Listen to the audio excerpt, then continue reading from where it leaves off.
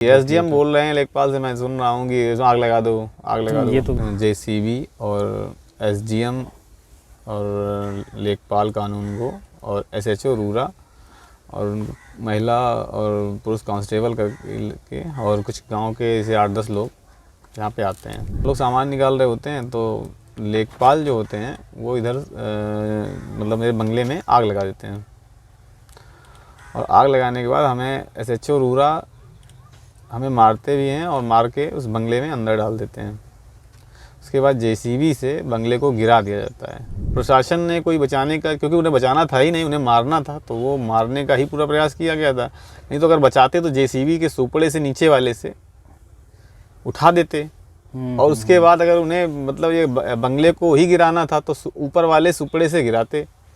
उन्हें बंगले को गिरा के दबाना था हम लोगों को, तो नीचे वाले से ही ऐसे गिरा के बंगले को गिरा दिया। जो गांव के लोग थे उनसे भी हमारी बुराई थी, तो उन्होंने दोनों मतलब प्रशासन ने और गांव के लोगों ने मिल के ये कार्रवाई की है और कुछ नहीं। उन्होंने मर्डर पूरा प्लान किया हुआ है और उस तरीके की ये घटना घटी है। नमस्कार, स्वागत है आपका डू पॉलिटिक्स में। मैं हूं आपके साथ अंदर। मलौली में मां बेटी की एक दुखद घटना में हुई मृत्यु के हादसे को 20 दिन लगभग पूरे हो चुके हैं, लेकिन यहाँ पर माहौल अभी भी वैसा ही तनावपूर्ण बना हुआ है। उदासी ने घेर रखा है इस पूरे इलाके को, जहाँ कभी कृष्ण गोपाल दीक्षित का परिवार रहता था। 13वां संस्कार पूरा हो चुका है। जो घटना स्थल है उसको प्रशासन ने सील कर रखा है। वो सामने झोपड़ी है जहाँ अभी भी कृष्ण गोपाल दीक्षित के दोनों बेटे शिवम और अंश रहते हैं। पत्नी और बेटी को वो खो चुके हैं। उधर सामने आप देख सकते हैं प्रशासन तैनात है जो अभी भी सुरक्षा में यहाँ पर लगा हुआ है। गनर भी एक मिला हुआ है शिवम को और एक अंश को, क्योंकि उनको यहाँ पर लोगों से खतरा है। अंश अभी पिताजी को लेकर के हॉस्पिटल गए हैं, जो कि उनके पिताजी की तबीयत पूरी तरह से ठीक नहीं है। शिवम यहाँ मौजूद हैं, तो हम शिवम से बात करेंगे और जो भी घटना उस दिन घटी और जो भी कार्रवाई अभी तक प्रशासन ने उनके लिए की है, जो मुआवजा मिला है, एसआईटी जांच हो रही है, उस पर जो भी उनके बयान वगैरह नहीं, जो भी थोड़ी बहुत जानकारी इधर पिछले 20 दिनों में जो हादसा हुआ है उसको लेकर के हम शिवम से बात करेंगे। तो हमारे साथ जो है इस वक्त कृष्ण गोपाल जी के पुत्र हैं, बड़े पुत्र शिवम, वो हमारे साथ बैठे हुए हैं। हम आए हैं, इस घटना को लगभग 20 दिन बीत चुके हैं। वास्तव में घटना क्या थी, थोड़ा सा हम ये भी उनसे समझेंगे और अभी तक प्रशासन की तरफ से जो कार्रवाई हो रही है उससे वो कितना संतुष्ट है, क्योंकि एसआईटी की टीम बना दी गई है, फिर से समय बढ़वा लिया है एसआईटी टीम ने। तो शिवम हैं हमारे साथ। शिवम जी, कैसे हो भैया? जी 20 दिन हो चुके हैं लगभग जो भी दुखद घटना आपके साथ हुई। अब बड़ा मुश्किल होता है उस घटना को याद करना, फिर भी चूँकि काम ऐसा है तो ये जानना है कि उस घटना के बाद से अभी तक जो भी प्रशासन की कार्रवाई हुई उससे आप कितना संतुष्ट हैं? कार्रवाई अभी तो सुरक्षा मिली हुई है और जो एसआईटी की जांच है वो बोल रहे हैं चल रही है, और मुझे तो उसके बारे में कोई जानकारी नहीं है। और उन्होंने बोला है 16 मार्च को उसकी रिपोर्ट सबमिट होगी। क्या जांच हुई है, क्या जांच में उन्होंने बातचीत की है, मुझसे जो बातचीत उन्होंने घटना के बारे में पूछा मुझे वही पता है। और तो वो तो मतलब जो 7 दिनों का टाइम था, उन्होंने आज 20 दिन हो चुके हैं, अभी तक कुछ हुआ नहीं। अच्छा, जो 13 फरवरी की सुबह एक्चुअली में क्या हुआ था घटना वाले दिन, जो भी हुआ हादसा, एकदम स्टार्टिंग से थोड़ा सा बता देंगे, क्योंकि बहुत वही है लोगों को जानकारी जो खबरों में छप रहा है। 13 फरवरी के जो दिन ये था कि पहले तो जेसीबी और एसडीएम और लेखपाल कानून को और एसएचओ रूरा और महिला और पुरुष कांस्टेबल के और कुछ गांव के ऐसे 8-10 लोग यहाँ पे आते हैं।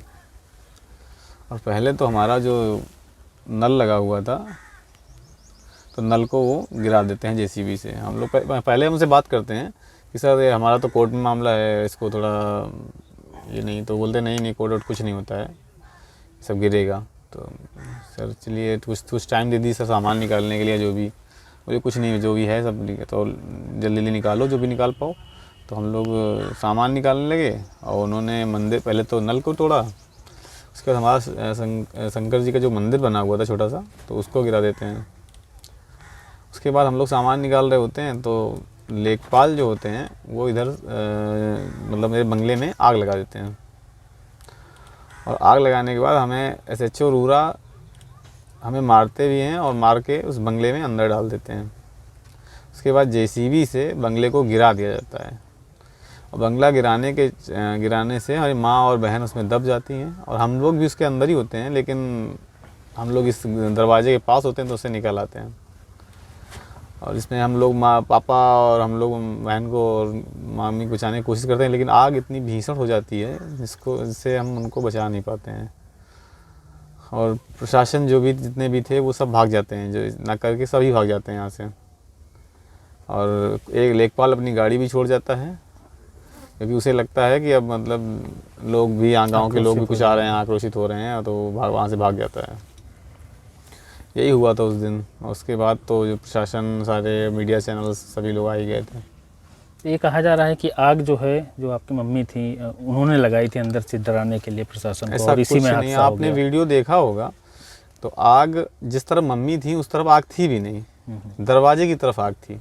अगर आग माँ लगाती तो वो जहाँ थी वहाँ लगाती, क्योंकि आग तो दरवाजे की तरफ, जो लेखपाल ने उसने दरवाजे के पास से लगाई हुई थी, तो आग इस तरफ थी।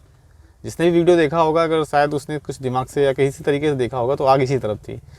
लेकिन जब वो आग मतलब इस तरफ होती है, लेकिन जब JCB से गिरती है, जो बंगला गिर जाता है, तो आग काफ़ी हो जाती है और दब जाती है वो।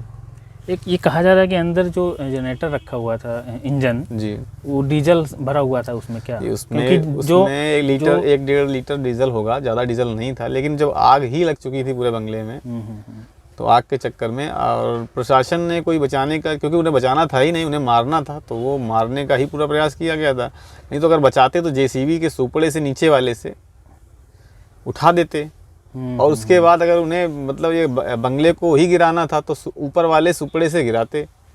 उन्हें बंगले को गिरा के दबाना था हम लोगों को, तो नीचे वाले से ही ऐसे गिरा के बंगले को गिरा दिया। अगर उन्हें बचाना होता तो ऊपर वाले से बंगला हटा देते, क्योंकि दीवारें तो थी नहीं जो आप पक्का वो गिरा रहे हो। बिल्कुल। हम लोग अंदर थे तो उसमें, लेकिन भी उस समय अंदर थे। जी, SDM बोल रहे हैं लेखपाल से, मैं सुन रहा हूँ कि इसमें आग लगा दो, आग लगा दो। ये तो वीडियो पे भी सुना जी।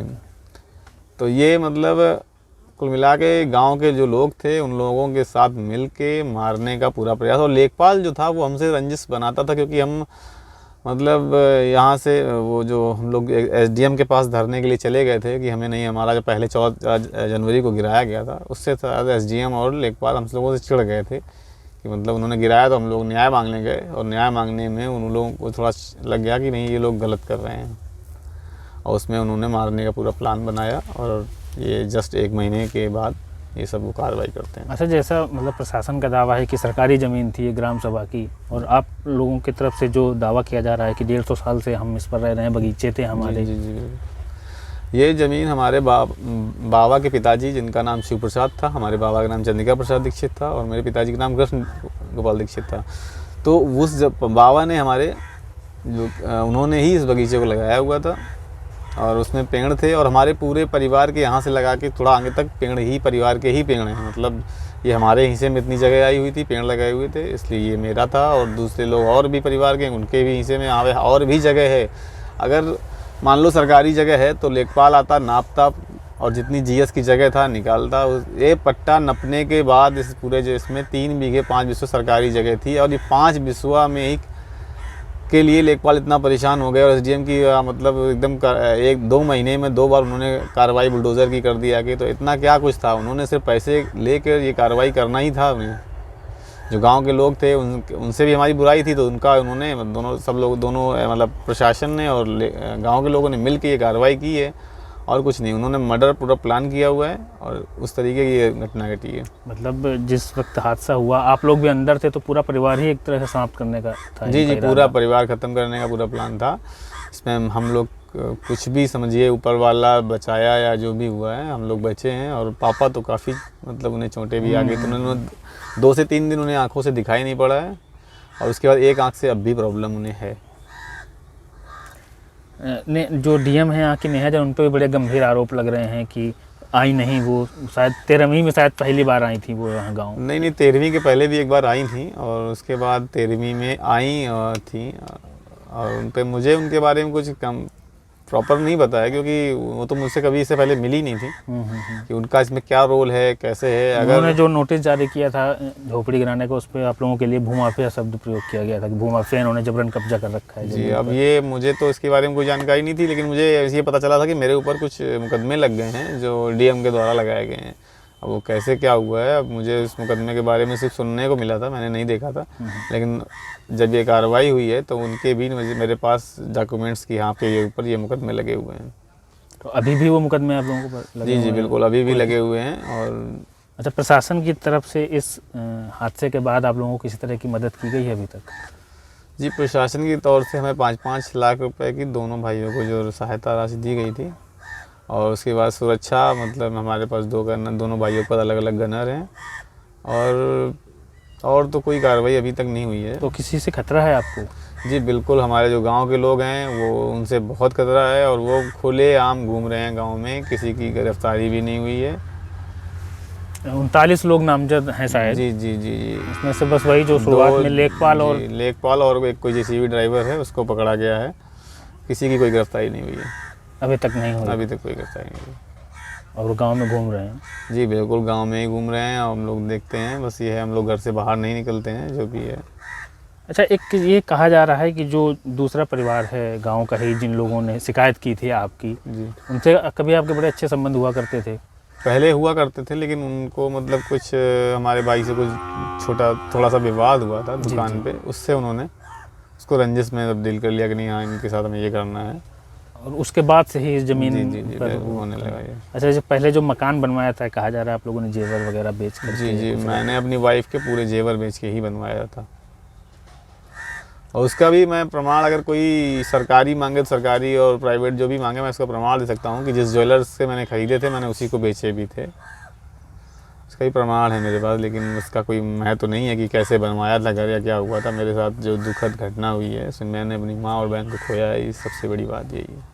शिवम, अभी एक ताज़ा वीडियो एक वायरल हो रहा है पिछले 2-3 दिनों से, जिसमें जो गवाह बुलाए जा रहे हैं उनमें से कुछ मृतक लोगों के भी नाम नोटिस जारी हुआ है गवाही के लिए। जी जी, मुझे सुनने को मिला था कोई एक रामनारायण दीक्षित हैं, जो मतलब मेरे ही परिवार के हैं, उन्हें मरे हुए 11 साल हो चुके हैं, और सुनने को मिला था कि उनके खिलाफ एक नोटिस आया हुआ है, जो मतलब 14 तारीख को जब मेरा घर गिराया गया था उसमें उनके सिग्नेचर हैं। 14 जनवरी को आपका जो पहला घर गिराया गया था? जी जी जी, उसमें उनके सिग्नेचर हैं। तो यही था, बस मुझे सुनने को मिला, इसलिए मैंने कि ये कोई मतलब वीडियो था मेरा पुराना। अभी क्या उम्मीदें करते हैं कि प्रशासन न्याय दे पाएगा आप लोगों को? अब उम्मीद तो करनी पड़ेगी, क्योंकि प्रशासन ही करेगा जो कुछ करेगा। अब वो न्याय देगा या मेरे साथ अन्याय करेगा, वही उसी पे डिपेंड है हम तो।